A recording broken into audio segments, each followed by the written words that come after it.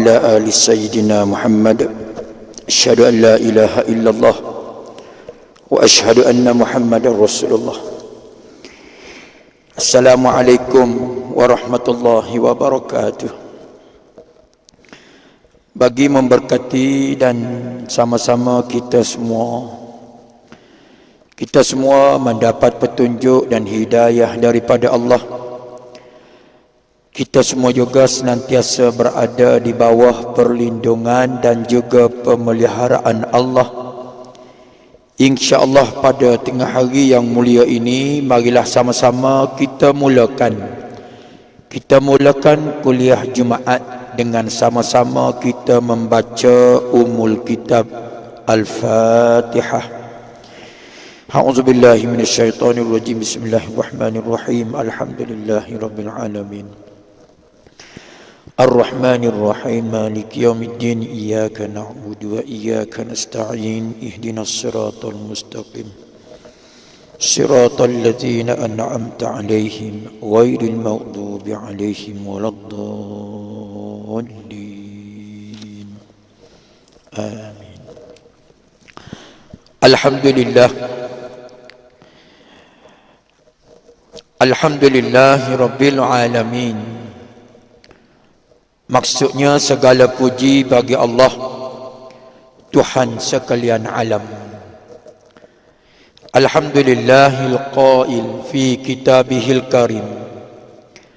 Ba'da a'udzu billahi minasyaitonir rajim. Inna akramakum 'indallahi atqakum. Maksudnya sesungguhnya orang yang paling mulia di sisi Allah, orang yang paling mulia di sisi Allah Ta'ala ialah orang-orang yang paling bertakwa dari kalangan kamu kepada Allah. Salawatullahi wa salamuhu ala hadzal nabiyil karim wa imamil mukhlisin wa qaidid du'atil mujahidin wa ala alihi wa sahbihi ajma'in. Radina billahi rabba. Ya Allah, ya Tuhan kami, sesungguhnya kami redha bahawa Allah adalah Tuhan kami.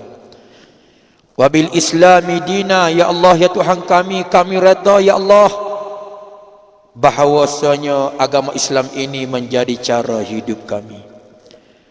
Wa bi Muhammadin sallallahu alaihi wasallam nabiyyan wa rasula. Ya Allah, ya Tuhan kami, sesungguhnya kami redha bahawa baginda Rasulullah sallallahu alaihi wasallam adalah nabi dan rasul kami. Allahumma barik lana fi Rajabin wa Sya'ban wa ballighna Ramadan. Amma ba'd. Faya ibadallah minal muslimin wal mu'minin ittaqullah. Usikum wa iyaya bitaqwallahi wa ta'atihi faqad fazal muttaqun. Sadaqallahul azim. Yang saya muliakan ashabul fadilah, tuan imam, tuan-tuan Bilal, tuan-tuan Siak, seterusnya yang saya hormati lagi saya kasihi kerana Allah, yang berbahagia tuan-tuan haji, tuan-tuan muslimin, para tetamu Allah yang senantiasa dirahmati Allah Ta'ala sekalian. Alhamdulillah. Tama-tamanya marilah sama-sama kita panjatkan setinggi-tinggi rasa syukur. Syukurnya kita kehadrat Allah kerana Allah Ta'ala kurniakan kepada kita terlalu banyak nikmat, sehingga nikmat-nikmat yang Allah Ta'ala kurniakan itu tidak mampu untuk kita hitung, untuk kita kira satu persatu. Sebagaimana Allah Ta'ala berfirman di dalam Al-Quran, wa in ta'uddu ni'matallah la tuhsuha. Terlalu banyak nikmat yang aku berikan kepada kamu, tak terhitung banyaknya. Itu dalilnya. Dan bagaimana Allah Ta'ala kurniakan nikmat kepada kita, tak boleh lebih. Nikmat yang sesuai dengan kita. Kalau Allah Ta'ala kurniakan nikmat lebih, nescaya kita akan binasa, tuan-tuan sekalian. Kita akan binasa. Alhamdulillah bila mana Allah Ta'ala turunkan hujan. Hujan adalah merupakan nikmat daripada Allah. Kita sebagai manusia, hatta apa saja makhluk Allah yang berada di bumi memang berhajat kepada hujan. Hujan ini adalah nikmat Allah. Dan bagaimana mungkin kita juga nak bertanya, siapa yang tanam pokok di hutan belantara? Siapa tanam pokok di hutan belantara? Kalau di kebun kita, kita lah tanam pokok. Tapi kalau di hutan belantara, siapa tanam? Siapa tanam? Mengikut kajian sains, pokok-pokok yang tumbuh di hutan belantara hasil daripada titisan air hujan, turun daripada langit ke bumi jadi pokok. Ini adalah kuasa Allah. Bila mana hujan turun, alhamdulillah. Bayangkan turun sekejap, 1 jam, 2 jam. Bayangkan kalau hujan turun selama seminggu, macam mana? Kalau 1 jam, alhamdulillah, kita pun seronok. Tapi kalaulah turun hujan seminggu, datang banjir, membinasakan manusia, membinasakan banyak makhluk di bumi. Sekiranya Allah Ta'ala bawa main apa nama angin sebagai contoh, angin sepoi-sepoi bahasa, bayangkan seronok. Kena angin tu atas liang Allah, terlena kita. Bila mana Allah Ta'ala bagi lebih sikit, buat mari ribut, buat mari taufan, sehingga menerbangkan bumbung-bumbung bangunan. Dia jadi macam mana? Dia jadi membinasakan makhluk di bumi, termasuk kita manusia. Apabila terlebih nikmat. Jadi bila mana cerita tentang nikmat ini, saya teringat bagaimana semut, seekor semut. Semut ni tiap-tiap hari keluar daripada sarang dia, keluar mencari makanan untuk anak-anak dia. Semut ni anak-anak dia ramai. Dia keluar, tiap-tiap hari keluar mencari rezeki, mencari makanan. Jumpa makanan, bawa balik untuk anak-anak dia. Tiba-tiba suatu hari semut ni dia berjumpa dengan semangkuk madu. Semangkuk madu ni bukan nak kempen madu ni. Saya tak jual apa-apa, tak berniaga apa-apa ni. Ni ustaz ni dia sebut madu, dia suruh beli madu dia. Tidak. Tak ada kaitan dengan madu, saya tak berniaga madu. Baik. Jadi apabila semut ni dia berjumpa dengan semangkuk madu, semut ni kata apa? Alangkah sedapnya madu ni. Ni rezeki Allah Ta'ala bagi kepada aku. Aku nak semua madu-madu ni. Kalau boleh aku nak balik semua madu-madu ni kepada anak-anak aku. Jadi semut dia fikir, kalau aku nak ambil madu ni menggunakan gigi aku ni kecil saja. Ambil madu bawa balik, agak-agak berapa ribu kali aku nak kena ulang alik nak ambil madu ni. Ni semut ni dia tamak ni, nak ambil semua madu. Maka tanpa berfikir panjang, semut pun dia terjun dalam madu. Kita terjun dalam madu, seronok kita, happy kan. Bila mana semut dia terjun dalam madu, maka mapuh. Dia ingatkan bila mana terjun dalam madu, dia boleh bawa balik semua madu-madu kepada anak-anak dia. Rupa-rupanya terjun dalam madu, mapuh kerah semut tadi. Mapuh. Sebab apa? Terlebih nikmat. Ini contoh kan. Begitu juga dengan kita manusia. Tuan-tuan, Allah Ta'ala kurniakan nikmat yang memang sesuai dengan kita. Kalau bagi terlebih nikmat, maka nikmat tersebut boleh membinasakan kita. Alhamdulillah, dengan nikmat yang Allah Ta'ala kurniakan sehingga tak mampu kita bilang, kita kira, maka selayaknya kita sebagai hamba, kita ucapkanlah kalimah tahmid, kalimah tahmid, alhamdulillah. Tuan-tuan muslimin, para jemaah yang dirahmati Allah Ta'ala sekalian, saya mengajak saya dan semua sekali, marilah sama-sama kita niat iktikaf. Nawaitul iktikaf fi hadzal masjid sunnatan lillahi ta'ala. Qala al-musannif rahimahullahu ta'ala wa nafa'na bi'ulumihi fi darin amin. Tuan-tuan muslimin, para jemaah sekalian, tajuk kuliah Jumaat pada tengah hari ini ialah sebagaimana yang disiar dalam media sosial surah As-Sabiri, kebaikan takwa.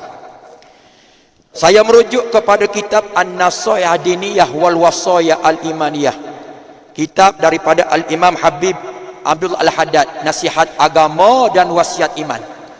Bagaimana Al-Imam Habib Abdullah Al-Haddad berkongsi dengan kita tentang kebaikan takwa.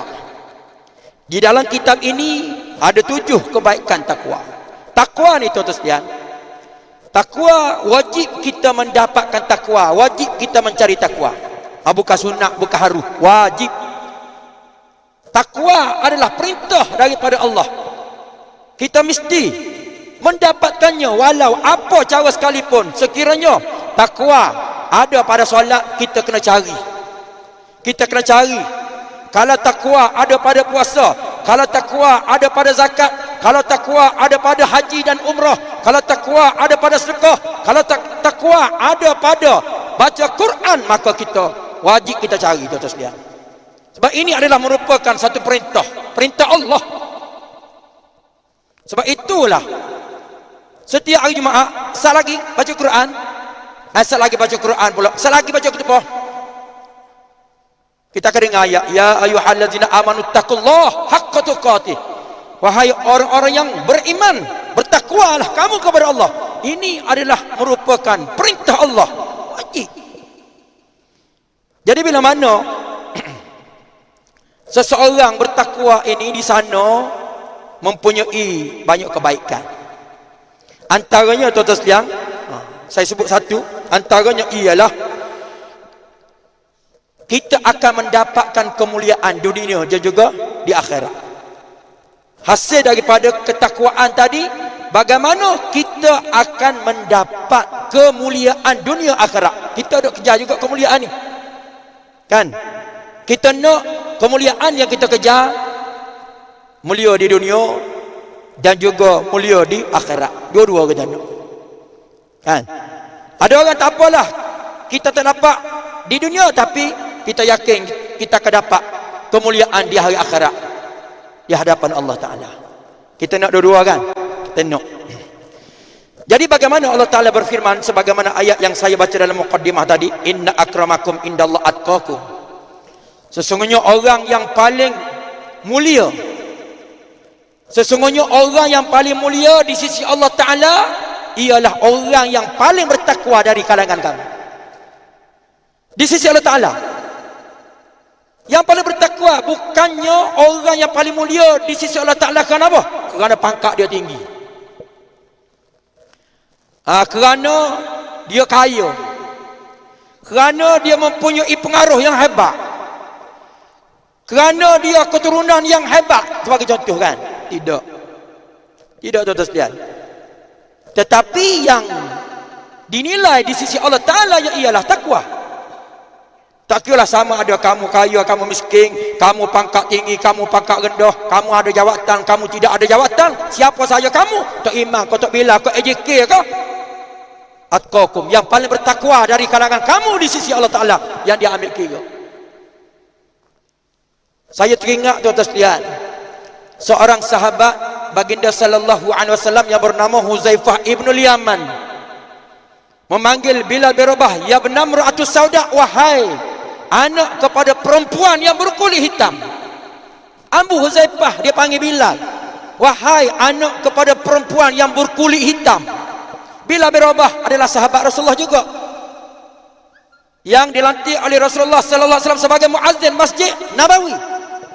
Apabila baginda Rasulullah sallallahu alaihi wasallam mendengar Huzaifah ibnu Yaman memanggil Bilal bin Rabah dengan panggilan wahai anak kepada perempuan yang berkulit hitam, Rasulullah panggil Huzaifah, wahai Huzaifah, sesungguhnya dalam hati kamu, dalam diri kamu masih lagi ada sifat-sifat jahiliah, mengukur manusia, mengukur seseorang daripada warna kulit. Kulit ini bukan pilihan Allah. Rasulullah bersabda, la fadla bainal arab wal ajam walal abyad alal aswad illa bittaqwa, atau kama qala. Tidak ada kelebihan di antara orang Arab ke atas orang ajam. Kita ni orang ajam, orang Malaysia, kita bukan orang Arab. Tidak ada kelebihan di antara orang Arab dengan orang ajam. Kalau orang Arab di nama Jawa, kami orang Arab lah ahli syurga. Sebab Rasulullah sallallahu alaihi wasallam dibangkitkan daripada bangsa kami, bangsa Arab. Kamu nanti malaikat dia tanya dalam bahasa Arab, bukan bahasa kamu. Ada tuan-tuan sekalian. Hak jenis Arab-Arab, hak jenis action ni. Kan? Hanya orang Arab je masuk syurga. Jadi orang Arab hak tak sembahyang masuk syurga juga ke?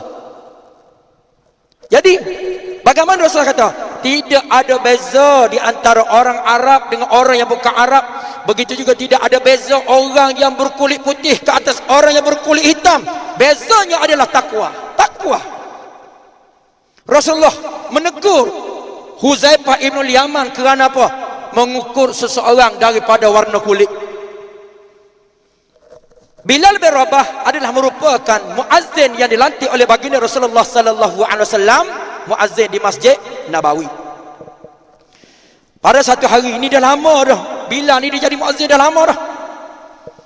Ini cerita, pada satu hari seorang lelaki datang menemui baginda Rasulullah sallallahu alaihi wasallam. Ya Rasulullah, saya ni sekian-sekian. Saya ni kalau di tempat saya, tiap-tiap tahun kalau masuk pertandingan azan, saya johan. Bagaimana saya memiliki suara yang sedap? Nak dibandingkan dengan Bilal dia suara tak sedap, dia azan tak sedap langsung, tak ada lagu. Nak kata lagu Bayati pun tak ada, lagu Soba pun tak ada, lagu apa nama Nahwan pun tak ada, Jaharkah pun tak ada, lagu Husaini pun tak ada, lagu Sikah tak ada. Tak ada lagu. Kalau kita dengar azan yang tidak ada lagu, telinga kita tak berapa sedap. Tak sedap, tak ada lagu. Tapi bagaimana ya Rasulullah? Saya ni suara sedap, saya boleh berlagu macam-macam lagu, dan saya bagi jaminan kepada Rasulullah, apabila saya azan, saya boleh menarik ramai dari kalangan penduduk-penduduk Madinah datang ke masjid untuk sembahyang. Rasulullah tengok atas bawah, lain macam kan. Tengok kepada penampilan, memanglah jenis orang hebat juga dah lelaki ni, tapi cara dia bercakap tu lain macam dah. Sempat lagi memperlekeh, dia juga merendahkan Bilal bin Rabah. Suara tak sedap. Maka saya kata apa? Kamu boleh balik lah. Balik. Ya, aku fikir dulu, kata Rasulullah. Lelaki ni dia tak puas hati. Esok dia datang berjumpa dengan baginda Rasulullah sallallahu alaihi wasallam, menyatakan hasrat yang sama. Ya Rasulullah, bagilah kepada saya azan di masjid ni sebulan. Bagilah peluang kepada saya. Sebulan saja. Sebulan. Saya kata apa? Kamu boleh balik. Nanti aku fikir dulu. Pada keesokan harinya, lelaki ini masih lagi tidak berpuas hati, datang untuk kesekian kalinya berjumpa dengan baginda Rasulullah sallallahu alaihi wasallam. Ya Rasulullah, tak apalah, tak bagi sebulan pun, bagi seminggu tak apa dah. Seminggu saya nak azan. Seminggu je. Saya kata tak apa, balik, aku fikir dulu. Esok mari pula, tak puas hati. Mari pula. Ya Rasulullah, tak apalah kalau Rasulullah tak bagi seminggu pun, bagi satu hari 5 kali azan, tak apa dah. Tak apa dah, nak bersungguh tu. Bersungguh tu boleh puji kan. Pasal kata balik, aku fikir dulu. Untuk kesekian kalinya, mari pula lelaki ni. Ya Rasulullah, nampak gaya Rasulullah ni tak bagi, tak apalah. Kalau Rasulullah tak bagi satu hari ataupun 5 kali azan, saya minta tolong ya Rasulullah, bagi kepada saya sekali takkan tak bagi. Nampak sangat kan? Sekali je. Saya nak buktikan, saya nak tunjuk kepada baginda Rasulullah sallallahu alaihi wasallam bahawa bila mana saya azan, saya boleh menarik ramai penduduk Madinah. Saya janji ya Rasulullah, kamu diberia-ria sungguh. Ya Rasulullah, saya beria. Maka Rasulullah panggil Bilal. Saya minta maaf wahai Bilal, ni sahabat ni dia minta nak azan. Boleh ke tidak Bilal, pagi esok subuh kamu cuti, boleh ke tidak? Ya Rasulullah, kenapa Rasulullah tanya saya? Rasulullah sebagai ketua, Rasulullah sebagai pengurusi kan, sebagai contoh kan. Saya pun dilantik sebagai Bilal, Rasulullah yang lantik saya, tak perlu tanya saya. Rasulullah boleh buat keputusan. Rasulullah sebagai ketua.